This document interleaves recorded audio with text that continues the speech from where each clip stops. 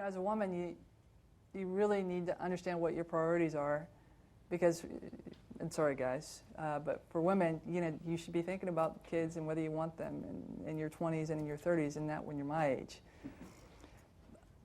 But if you have those priorities, you can lay them out and really hold yourself accountable to them. It's manageable. It's just what happens is you get so caught up in whatever it is that you're doing.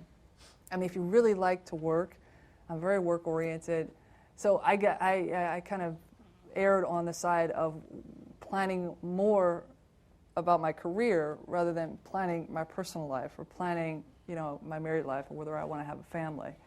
And I'm saying you need to think about those things very early on. Just to understand what you really care about and what are your priorities.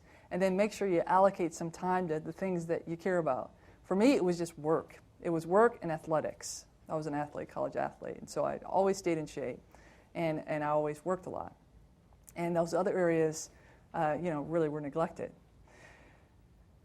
If you don't want that to happen, then identify the top 3 to 5 things that are really, really important to you, and make sure at an early age you start acknowledging all of those areas by spending time developing all of those areas.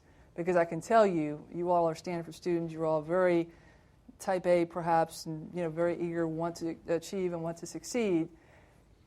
Your propensity for that will drive you toward a career at the neglect of some of these other things.